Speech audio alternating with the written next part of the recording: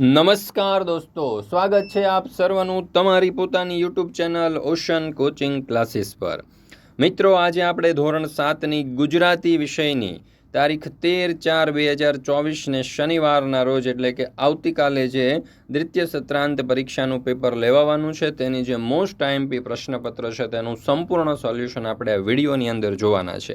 મિત્રો, આપણી આ ચેનલ ઉપર ધોરણ 7ના ગુજરાતી સહિતના બધા જ વિષય માટે આપણે અસાઇનમેન્ટ તૈયાર કરેલું છે અને આ જે અસાઇનમેન્ટ છે તે તમારી સ્વાધ્યાયન પોથી, એકમ કસોટીઓ, ગયા વર્ષના પ્રશ્નપત્ર અને પાઠ્યપુસ્તકની અંદરથી બ્લુપ્રિન્ટ અને જે અધ્યયન નિષ્પત્તિઓ છે તેના આધારે મોસ્ટ આઈએમપી પ્રશ્નો વીણીને તૈયાર કરેલું છે।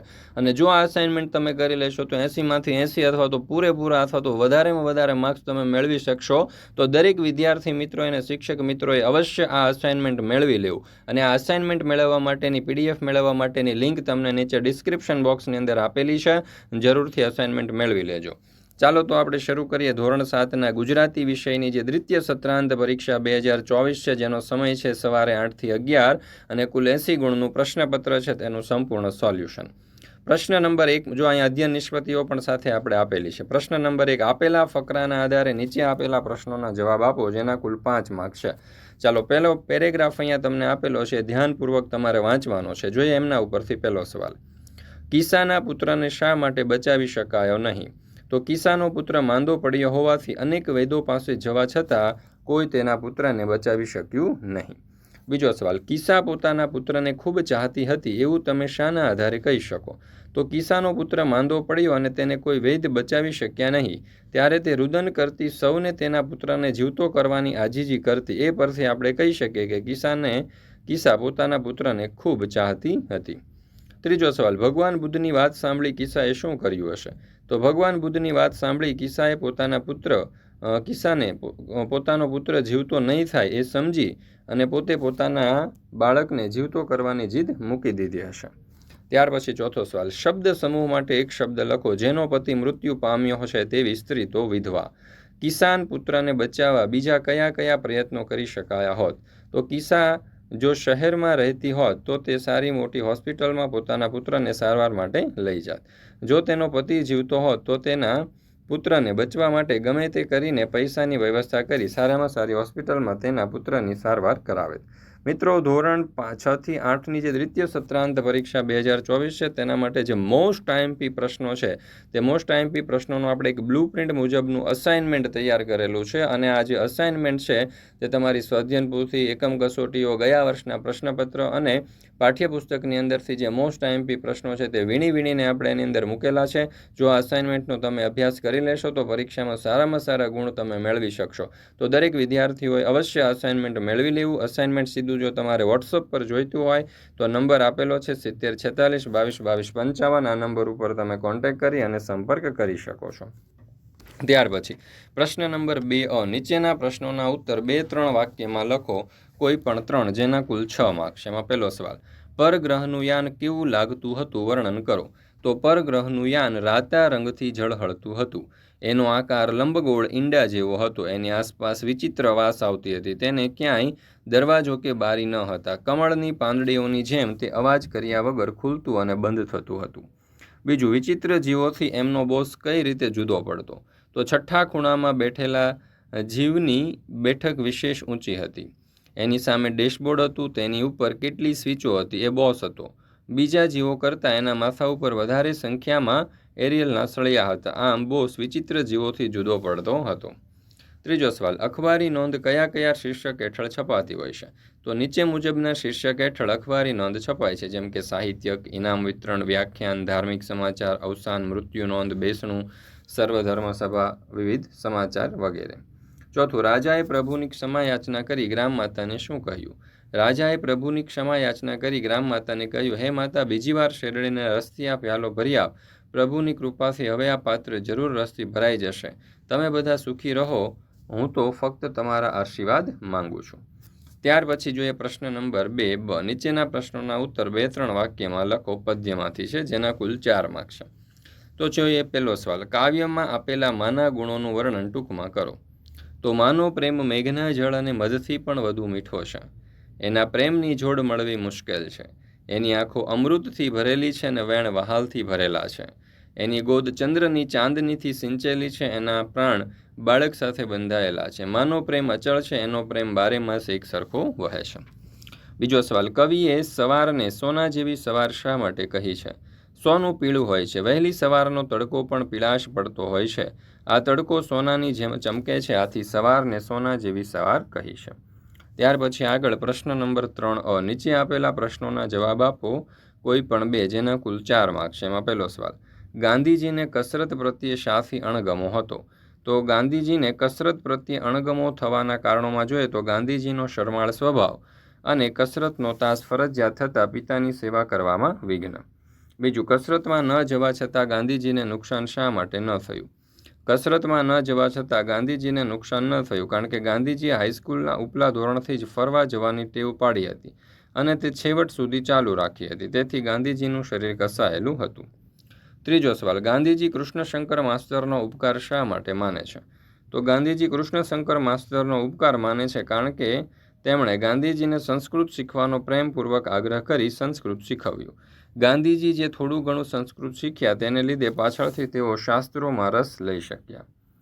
પ્રશ્ન નંબર 3 નીચે આપેલા પ્રશ્નોના જવાબ આપો, પદ્યમાંથી કોઈ પણ 3, જેના કુલ 6 માર્ક છે.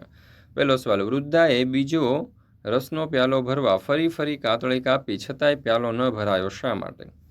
વૃદ્ધાએ બીજો રસનો પ્યાલો ભરવા ફરી ફરી કાતળી કાપી છતાં પ્યાલો ન ભરાયો કારણ કે પૃથ્વી રસહીન થઈ ગઈ હતી અને રાજા નિર્દય થયો હતો. બીજું, મનુષ્યના મનમાં સવાર કેવી રીતે ઉગે છે? તો મનુષ્યના મનમાં સવાર હસતા હસતા નવચેતન અને ઉલ્લાસ લઈને ઉગે છે. ત્રીજું, શું ઈર્ષાની આગ ઠારી શકાય? કેવી રીતે? તો હા, ઈર્ષાની આગ ઠારી શકાય છે. ઈર્ષાની આગને ઠારવાનું અમોઘ શસ્ત્ર છે પ્રેમ. મહાપુરુષો ઈર્ષાને માણસનો મોટો શત્રુ ગણે છે. વેરથી વેર શમતું નથી, ઈર્ષા પણ વેરમાંથી જ જન્મે છે. ઈર્ષા એવી આગ છે કે એને ઠારવાનો પ્રયત્ન કરીએ તેમ એ વધે છે. પ્રાણી માત્ર પ્રત્યે પ્રેમ રાખવાથી ઈર્ષાની ભાવના નાબૂદ થાય છે. ચોથો સવાલ, અગરબત્તીની જેમ અન્યના જીવનને સુવાસિત કરવા તમે શું શું કરી શકો? તો અગરબત્તી પોતે બળીને વાતાવરણમાં સુવાસ ફેલાવે છે, એ રીતે અન્યના જીવનનું કલ્યાણ કરવા માટે જે બલિદાન આપવું પડે તે હું આપીશ. બીજાના આંસુ લૂછવામાં, બીજાના દુઃખ દૂર કરવામાં જ હું ધન્યતાનો અનુભવ કરીશ.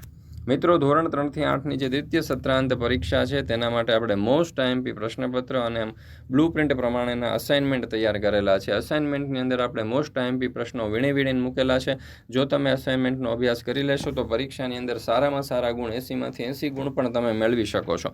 તો જરૂરથી દરેક વિદ્યાર્થી મિત્રોએ અને શિક્ષક મિત્રોએ અવશ્ય અસાઇનમેન્ટ મેળવી લેવું. અસાઇનમેન્ટ જે છે તેની PDF જો તમારે વોટ્સઅપ પર જોઈતી હોય તો નંબર આપેલો છે 7046222255. આ નંબર ઉપર કોન્ટેક્ટ કરી સંપર્ક કરી અને સોલ્યુશનની PDF તમે મેળવી શકો છો. પ્રશ્ન નંબર 4, કોઈ પણ એક વિષય પર નિબંધ લખો જેના કુલ 5 માર્ક છે. એમાં શિયાળાની સવાર, હેમંતનું પરોઢ. તો મુદ્દાઓ અહીંયા આપણને આપેલા છે અને નિબંધ જે છે અહીંયા તમારી સમક્ષ આપણે રજૂ કર્યો છે. તમે આ PDF પણ મેળવી શકો છો. તો અવશ્ય આ PDF મેળવી લેજો અને સાથે સાથે આપણું જે અસાઇનમેન્ટ છે તે પણ મેળવી લેજો. બીજો નિબંધ સ્વચ્છતાનો અહીંયા તમારી સમક્ષ આપણે રજૂ કરેલો છે. તમે જોઈ શકો છો, નિહાળી શકો છો. વિડીયો સ્ટોપ કરીને અથવા તો પોઝ કરીને પણ તમે તેનો અભ્યાસ કરી શકો છો. ત્યાર પછી પ્રશ્ન નંબર 5 આપેલા શબ્દોના સમાનાર્થી શબ્દ આપી વાક્યમાં પ્રયોગ કરો. જંગ. તો જંગનો અર્થ થશે યુદ્ધ અથવા તો લડાઈ. વાક્ય બનશે અર્જુને ભીષ્મ પિતા સાથે જંગ થઈ. આગ. તો દેવતા અને અગ્નિ. વાક્ય બનશે જંગલમાં આગ લાગી. ત્યાર પછી પ્રશ્ન નંબર 5 આપેલા શબ્દોનો વિરોધી શબ્દ આપી તેનો વાક્યમાં પ્રયોગ કરો જેના કુલ 2 માર્ક્સ છે. તો પ્રાચીન. પ્રાચીનનું અપોઝિટ એટલે કે વિરુદ્ધાર્થી થશે અર્વાચીન. વાક્ય બનશે રાજસ્થાનમાં અર્વાચીન રત્નો આવેલા છે. ઉગવું એટલે કે આથમવું. તો વાક્ય બનશે સૂરજ આથમી ગયો. પ્રશ્ન નંબર 5 આપેલા રૂઢિપ્રયોગોનો અર્થ આપી તેનો વાક્યમાં પ્રયોગ કરો જેના કુલ 2 માર્ક છે. કણમાંથી મણ થવું એટલે થોડામાંથી વધારે થવું. વાક્ય આપણે કરકસર કરી તો કણમાંથી મણ થતાં વાર ન લાગે. રૂવાડા બેઠા થવા એટલે ખૂબ અસર થવી. વાક્ય અમેરિકાના વર્લ્ડ ટ્રેડ સેન્ટરનો ભયાનક વિનાશ જોઈને લોકોના રૂવાડા બેઠા થઈ ગયા. પ્રશ્ન નંબર 5 આપેલા વાક્યોમાંથી સંજ્ઞા શોધો જેના કુલ 2 માર્ક છે. એમાં પહેલો સવાલ, સાંજ પડતા ગાયોનું ધણ પાદરમાં દેખાવા લાગ્યું. તો ધણ એટલે કે સમૂહવાચક સંજ્ઞા. બીજું, મુંબઈ દરિયાકાંઠે વસેલું શહેર છે. તો મુંબઈ એટલે કે વ્યક્તિવાચક સંજ્ઞા. ત્યાર પછી પ્રશ્ન નંબર 5 આપેલા વિશેષણોનો ઉપયોગ કરીને વાક્યમાં પ્રયોગ કરો. એમાં સ્વચ્છ તો એ આકાશ એ સ્વચ્છ છે અને વૃદ્ધ તો નયનની માતા વૃદ્ધ છે. ત્યાર પછી છે પ્રશ્ન નંબર 6, જાહેરાતના આધારે પ્રશ્નોના જવાબ આપવાના છે. તો જાહેરાત તમારે ધ્યાનપૂર્વક વાંચવાની છે. જોઈએ એમના ઉપરથી પહેલો સવાલ. ચોથા ઇનામ વિતરણ સમારોહનું આયોજન કોણે કર્યું? તો આદર્શ ફાઉન્ડેશને. ઇનામ વિતરણ કાર્યક્રમમાં કોને ઇનામ મળશે? તો ધોરણ 10 અને 12ના 70%થી વધુ ગુણ પ્રાપ્ત કરનાર તેજસ્વી તારલાઓને ઇનામ મળશે. મહેશને ઇનામ વિતરણ કાર્યક્રમમાં જવા ક્યાં જવું પડશે? તો આદર્શવાડી અક્ષત એપાર્ટમેન્ટ પાછળ નરોડા અને અમદાવાદ જવું પડશે. તાક એટલે શું? તો કે તાજી કલમ. મહેશે ઇનામ મેળવવા શું આપવું પડશે? તો મહેશે ઇનામ મેળવવા પોતાની આખરી માર્કશીટ આપવી પડશે. મિત્રો, ધોરણ 3થી 8ની દ્વિતીય સત્રાંત પરીક્ષા 2024 માટે ખાસ ઉપયોગી એવું જે મોસ્ટ આઈએમપી પ્રશ્નપત્ર છે, બ્લુપ્રિન્ટ પ્રમાણેના અસાઇનમેન્ટ છે, તે આપણે તૈયાર કરેલા છે. એમાં અસાઇનમેન્ટ જે છે તે મારા માટે ખૂબ ઉપયોગી સાબિત થવાનું છે, કારણ કે આપણે મોટાભાગના પ્રશ્નો છે તે સ્વઅધ્યયન પોથી, એકમ કસોટી, ગયા વર્ષના પ્રશ્નપત્ર અને પાઠ્યપુસ્તકમાંથી લીધા છે ને એ પણ વીણીને. તો આ જરૂર દરેક વિદ્યાર્થીઓ અસાઇનમેન્ટ મેળવી લે. અસાઇનમેન્ટ વોટ્સઅપ પર જો તમારે જોઈતી હોય તો નંબર આપેલો છે 7042222255. આ નંબર ઉપર કોન્ટેક્ટ કરી સંપર્ક કરી સોલ્યુશનની PDF તમે મેળવી શકો છો, અથવા તો નીચે ડિસ્ક્રિપ્શન બોક્સની અંદર લિંક પણ તમને આપેલી છે. ત્યાર પછી છે પ્રશ્ન નંબર 7 વિચાર વિસ્તાર. એમાં છે શમેન વેર વેરથી ટળે ન પાપ, પાપથી ઔષધ, સર્વ દુઃખોનું મૈત્રી ભાવ સનાતન. તો અહીંયા તમે વિચાર વિસ્તાર આપેલો છે, ધ્યાનપૂર્વક જોઈ શકો છો. ત્યાર પછી બીજું, આપ બળે એકલ ખૂણે ધૂપે બધે પ્રસરંત, જગમાં એવા જનમ્યા અગરબત્તીને સંત. ત્યાર પછી આપેલ ગદ્યનું પદ્યમાં અને પદ્યનું ગદ્યમાં રૂપાંતર કરો. તો પહેલો જે ગદ્ય આપણને આપેલો છે એનો જવાબ આવશે, ચેહ ઠરે દુખડા ઠરે ઠરી જાય ખટરાગ, પણ ઈર્ખાની આગ ઠારે તેમ બળી બળે. ત્યાર પછી છે બીજો પેરેગ્રાફ, તો આપણે જોઈએ એમનું કાવ્ય આ રીતે લખી શકાય. રસહીન ધરા થઈ છે, દયાહીન થયો નૃપ, નહીં તો ના બને આવું, બોલી માતા ફરી રડી. પતંગિયાની પાંખે લડતી સોના જેવી સવાર છે જી. એટલે સોના જેવી સવાર નાજુક પતંગિયાની રંગીન પાંખોમાં લડી રહી છે. ત્યાર પછી છે પ્રશ્ન નંબર 8, યોગ્ય પરિસ્થિતિ પ્રમાણે તમારા વિચારો લખો, જેના કુલ 6 માર્ક છે. તો પહેલી પરિસ્થિતિ આપી છે કે ભાઈ અકસ્માતના સમયે ભોગ બનેલાને તમે કેવી રીતે મદદ કરો. તો અહીંયા સંપૂર્ણ જવાબ તમને આપેલો છે. ત્યાર પછી બીજો જવાબ, તમે કોઈ મુશ્કેલ પરિસ્થિતિમાં મુકાયા હોય તો તેમાં તમને કોને અને કેવી રીતે મદદ કરી છે. તો અહીંયા પણ આ પ્રશ્નનો જવાબ આપણને આપેલો છે. ત્રીજો સવાલ, તમારે વેકેશન પૂરું થતાં અભ્યાસ માટે નીકળવાનું છે, તો વિદાયની આગલી રાત્રે તમે કેવી લાગણી અનુભવશો તે વર્ણવો. મારે વેકેશન પૂરું થતાં અભ્યાસ માટે નીકળવાનું હોય ત્યારે મને આગલી રાતે ખૂબ એકલતાપણા અને દુઃખની લાગણી અનુભવાય છે. આવી રીતે અહીંયા આખો જવાબ જે છે તે તમને આપવામાં આવેલો છે. ત્યાર પછી છે પ્રશ્ન નંબર 9, આપેલા શબ્દોના આધારે વાર્તા પૂર્ણ કરો. તો જો એક વેપારી વેપાર કરવા દેશ છોડીને પરદેશ ગયો, જેના કુલ 8 માર્ક છે. તો સરસ મજાની વાર્તા આપણે અહીંયા દર્શાવી છે. ત્યાર પછી જોઈએ બીજું, એક ફુગ્ગો ઉડતો ઉડતો આકાશ તરફ જઈ રહ્યો હતો. બધા જ લોકો અચરજથી તેને નિહાળી રહ્યા હતા. અચરજનું કારણ એ હતું કે ફુગ્ગો એકલો નહીં, પરંતુ એની સાથે એક છોકરો, એક બાળક પણ હતું. ત્યાર પછી છે પ્રશ્ન નંબર 10 આપેલા શબ્દોને શબ્દકોશના ક્રમની અંદર ગોઠવો. તો ફૂલ, ટહુકો, કમળ, રાતુ, સવાર, તડકો. તો આ પ્રમાણે આવશે, કમળ, ટહુકો, તડકો, ફૂલ, રાતુ અને સવાર.